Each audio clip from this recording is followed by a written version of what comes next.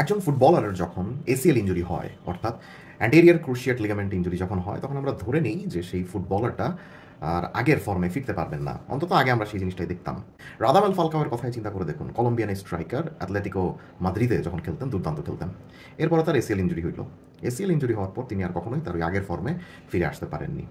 আবার এটার উল্টো এক্সাম্পলও কিন্তু অনেক রয়েছে। ওয়ার্ল্ড ক্লাস লেভেলের যারা খেলোয়াড় রয়েছেন তারা কিন্তু ঠিকই এসিএল ইনজুরির এই অভিশাপ কাটিয়ে আবারও আগের ফর্মে ফিরে আসতে পেরেছেন, বা কিছু কিছু ক্ষেত্রে আগের থেকে আরও ভালো ফর্মে আসতে পেরেছেন। যেমন অ্যালান শিয়ারার রয়েছেন, ভার্জিল ভ্যান ডাইক রয়েছেন, ফ্রান্সিসকো টপ্টি রয়েছেন, রবার্ট পিরেস রয়েছেন, রয় কিন আছেন। হ্যাঁ, এরকম। আবার বর্তমানে এই গত কয়েক বছরের মধ্যে এসিএল ইনজুরিতে আক্রান্ত হয়েছেন কিন্তু আগের ফর্মে ফিরে আসার চেষ্টা করছেন, এরকম অনেক খেলোয়াড় কিন্তু রয়েছে। যেমন ধরেন রদ্রি, ব্যালন দিওর যখন জিতলেন অসাধারণ ফর্ম দেখিয়েছিলেন, কিন্তু এরপরে যে এসিএল ইনজুরিতে পড়লেন, এসিএল ইনজুরি থেকে ফেরার পর কিন্তু এখনও ওই রদ্রিকে আমরা দেখতে পারিনি। সেম গোস ফর গাভি অ্যাজ ওয়েল। গাভি তো রেগুলারলি ইনজুরির মধ্যেই রয়েছেন। So anterior cruciate ligament injury অনেক সিভিয়ার একটা ইনজুরি, এবং এই ইনজুরি কাটিয়ে যে খেলোয়াড় আসতে পারেন এবং আগের ফর্মে ফিরে আসতে পারেন তিনি মহামানবের থেকে কম নন। এখন আপনাকে যদি বলা হয় যে একজন খেলোয়াড় এরকম রয়েছেন যিনি পরপর 2 বছর 2টা অ্যান্টেরিয়ার ক্রুশিয়েট লিগামেন্ট ইনজুরিতে পড়েছেন এবং মোটামুটি 650 দিন মাঠের বাইরে ছিলেন, 2 পায়ে 2 অ্যান্টেরিয়ার লিগামেন্ট ইনজুরি ভোগ করা সত্ত্বেও তিনি আবারও ফিরে এসেছেন এবং তার আগের ফর্মে ফিরে এসেছেন। এমন যদি আপনাকে বলা হয়, আমি মোটামুটি নিশ্চিত 10 জনের মধ্যে অন্তত 9 জন বিশ্বাস করবেন না। একজন যিনি বিশ্বাস করবেন তিনি হবেন রিয়াল মাদ্রিদের ফ্যান, বিকজ তিনি চোখের সামনে এরকম একটা এক্সাম্পল দেখছেন যে তার দলের একজন খেলোয়াড় টানা 2 বছর 2টি বাজে এসিএল ইনজুরিতে পড়া সত্ত্বেও তৃতীয় বছরে এসে নিজের ফুল ফর্মে ফিরে এসেছেন। আই এম টকিং অ্যাবাউট এদের মিলিতাও, ব্রাজিলের সেই দুর্দান্ত সেন্টার ব্যাক, রিয়াল মাদ্রিদের সেই দুর্দান্ত সেন্টার ব্যাক। গত 2 বছর ধরে ইনজুরি সমস্যার কারণে রিয়াল মাদ্রিদের একাদশে নিয়মিত খেলতে পারেননি, কিন্তু এই সিজনে চোট থেকে ফিরে এসে যেরকম খেলা দেখাচ্ছেন, that is no short of miraculous. আমরা চোখের সামনে একটা অবিশ্বাস্য রূপ কথা দেখতে পাচ্ছি এদের মিলিতাওয়ের পা থেকে। বার্সেলোনার এগেনস্ট এল ক্লাসিকোই দেখুন, বা এই সিজনে এদের মিলিতাও যতগুলো ম্যাচ খেলেছে সেগুলো দেখুন। ইউভেন্টাসের এগেনস্টে ম্যাচ, গেটাফের এগেনস্টে ম্যাচ, ভিয়ারিয়ালের এগেনস্টে ম্যাচ, ভ্যালেন্সিয়ার এগেনস্টে ম্যাচ, হি ওয়াজ ইম্পেনেট্রেবল। তাকে ভেদ করে গোল করা সম্ভব হচ্ছে না, তাকে ড্রিবল পাস করতে পারছে না কোনো অ্যাটাকার প্রতিপক্ষের। আমরা দেখলাম যে মোটামুটি রিয়াল মাদ্রিদের সর্বশেষ 5 ম্যাচে এদের মিলিতাও, যিনি কিনা 2টো এসিএল ইনজুরি থেকে মাত্র ফিরেছেন, তাকে ড্রিবল পাস করা সম্ভব হয়নি। এটা অবিশ্বাস্য বললেও কম বলা হবে। এল ক্লাসিকোতে বার্সেলোনার ফরওয়ার্ড ছিলেন ফেরান টরেস। পুরো ম্যাচে যেভাবে ফেরান টরেসের উপরে ছড়ি ঘুরিয়েছেন, এটা দুর্দান্ত বললেও কম বলা হয়। এখন আপনি হয়তো বলবেন যে না ভাই, ফেরান টরেস তো বার্সেলোনার মেইন ফরওয়ার্ড না, দ্বিতীয় টায়ারের একটা ফরওয়ার্ডকে পেয়ে সবাই তো ভালো খেলতে পারে। তাহলে আমি আপনাকে বলবো আপনি ইউভেন্তুসের এগেনস্টে ম্যাচটা দেখুন।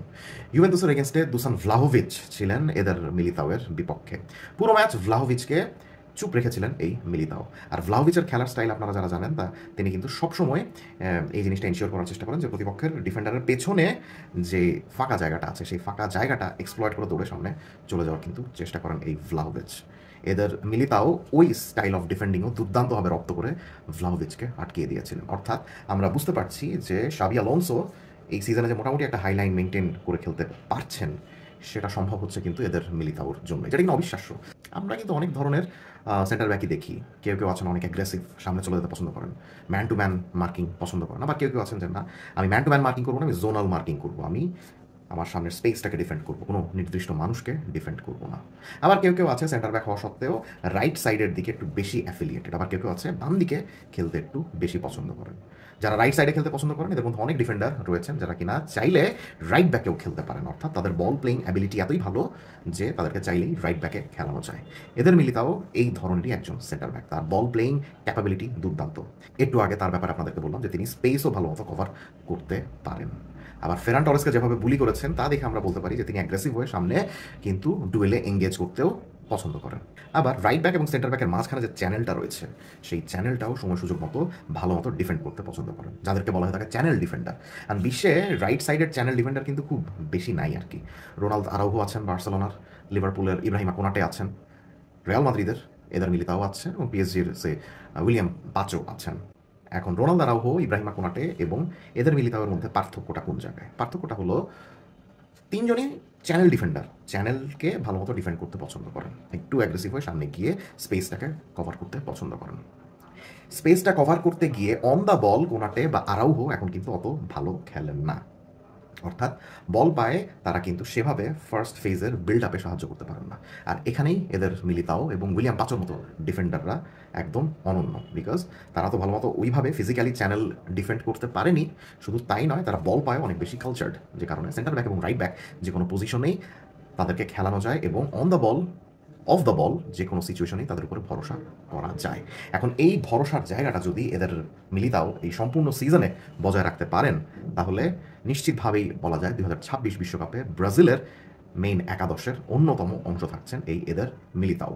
এবং তখন হয়তোবা আমরা রিয়াল মাদ্রিদের এদের মিলিতাও এবং আর্সেনালের গ্যাব্রিয়েল মাগালিয়াসের একটা ডিফেন্সিভ পার্টনারশিপ দেখব, যে পার্টনারশিপটা যদি ফর্মে থাকে তাহলে ব্রাজিলকে বিশ্বকাপ জেতাতেও পারে। কমেন্ট সেকশনে জানিয়ে দেবেন এদের মিলিত পারফরমেন্স সম্বন্ধে আপনি কি ভাবছেন। Let's have a discussion.